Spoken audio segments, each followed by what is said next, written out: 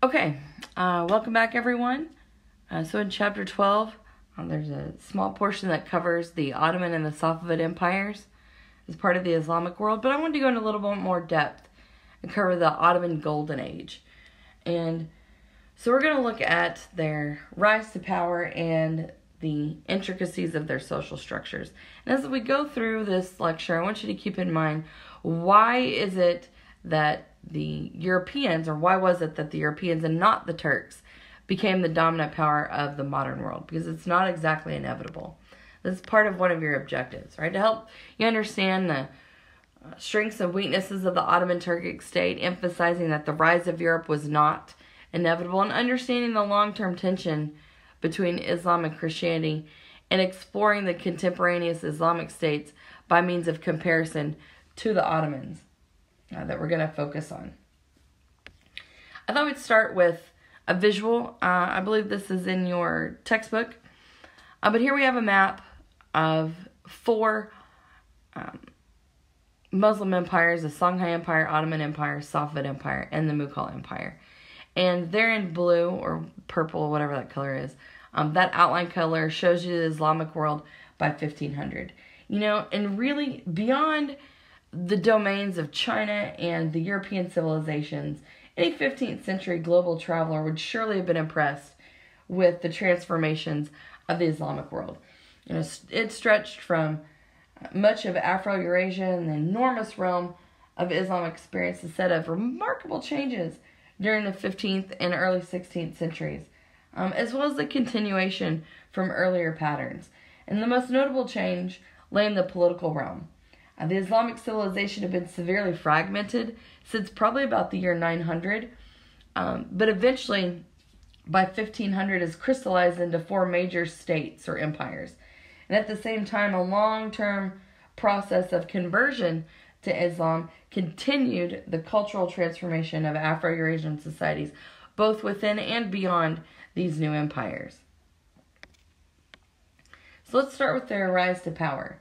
It was the creation of one of the many Turkic warrior groups that had migrated into Anatolia slowly and sporadically in the several centuries following 1000 CE.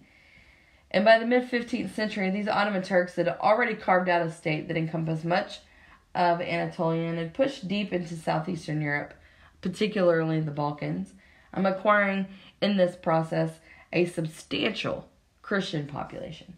And during the 16th century, the Ottoman Empire extended its control to much of the Middle East, coastal North Africa, even the land surrounding the Black Sea, and into Eastern Europe. Now, the Ottoman Empire was a state of enormous significance in the world of the 15th century. Its huge territory, long duration, incorporating many diverse peoples, and their economic and cultural sophistication is what really made it one of the great empires in world history. In the 15th century, really only Ming China and the Inca of South America can rival the Ottomans in terms of wealth, power, prestige, and splendor.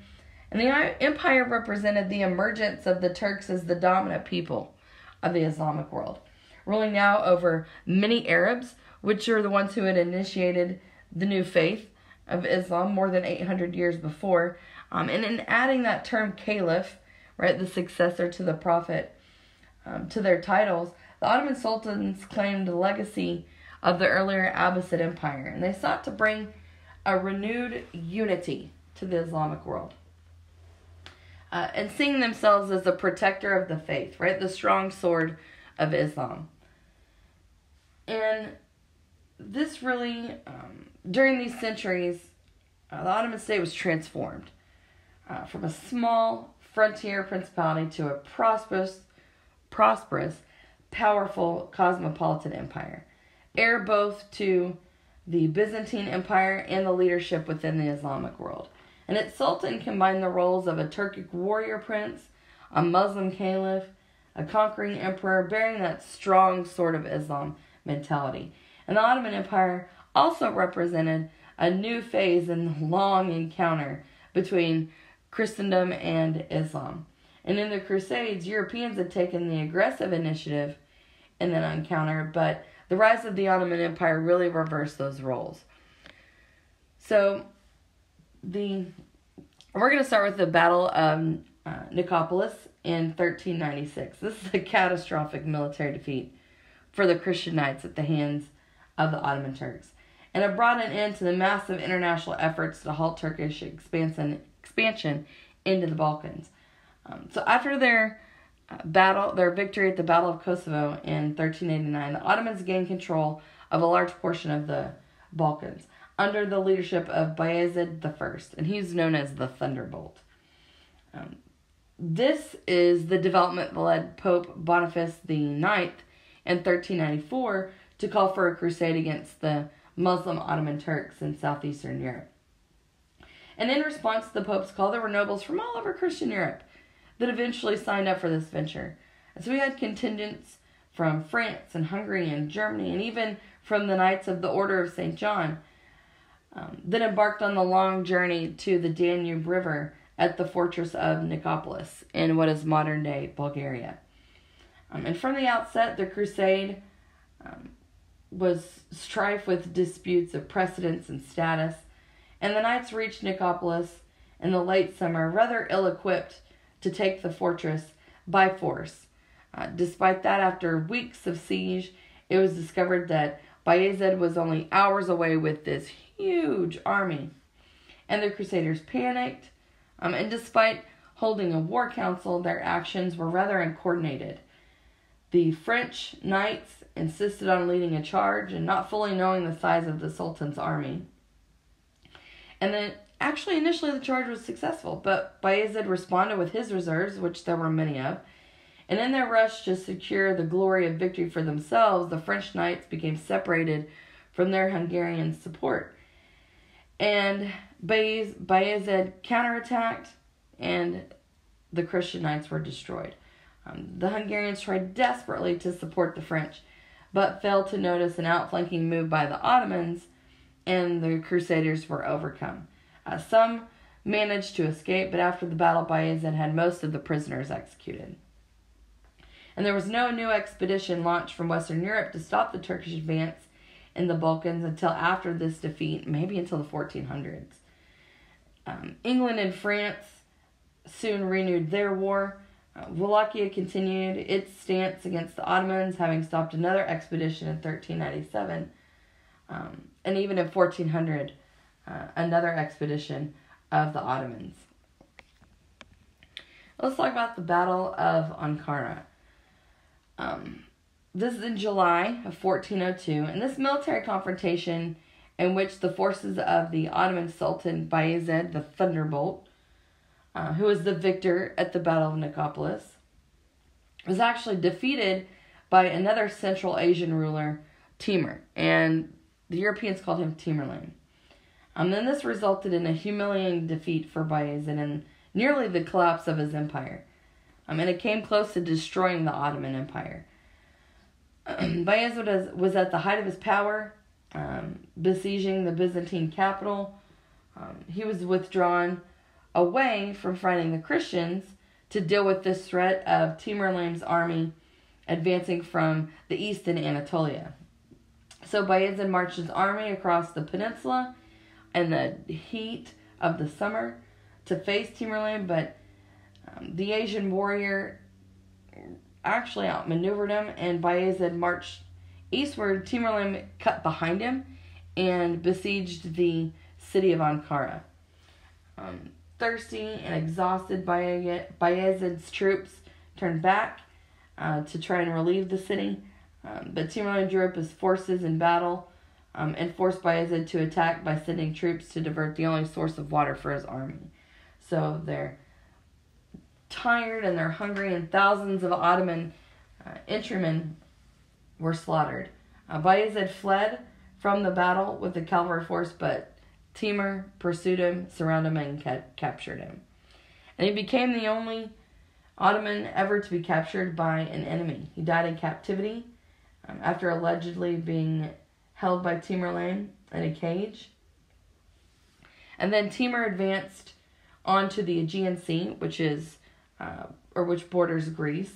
So they're continuing to march west, forcing Bayezid's sons to flee Anatolia. And that ultimately, Timur's army were really only raiders. They didn't establish a permanent presence. And his empire, if you really want to call it an empire, declined rapidly after his death in 1405. So, for the Ottomans, this decline was only temporary.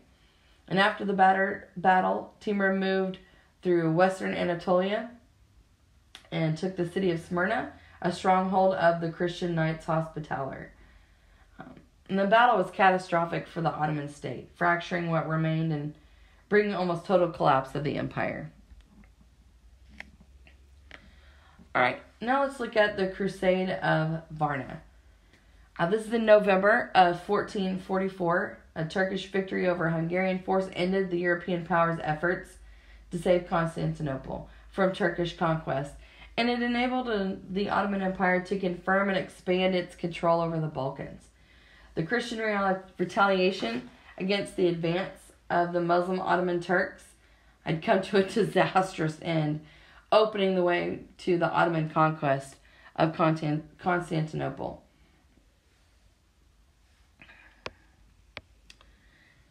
So let's talk about that. The seizure of Constantinople in 1453 marked the final demise of Christian Byzantium and allowed Ottoman rulers to see themselves as successors to the Roman Empire. It also opened the way for further expansion into Europe. Even in 1529, the rapidly expanding Ottoman Empire laid siege to Vienna in the heart of Central Europe. And the political and military expansion of Islam at the expense of Christendom seemed clearly well underway. Many Europeans spoke of the terror of the Turks. Now, in retrospect, this event has a certain air of inevitability. Byzantine Empire had been declining for nearly 2 centuries, and so this steady advance by the Ottomans, it's no surprise that they were successful. This once great empire, the Byzantines, heir to all things Roman, had shrunk to basically just the city itself. Just maybe 50,000 or so inhabitants and less than 10,000 active soldiers compared to this vast Ottoman army of probably more than 50,000. And, there was little left of the wealth of the city. So it's kind of inevitable. Only this great human effort against vast uncertainty, for its outcome. And that was the case for Constantinople in 1453. Now,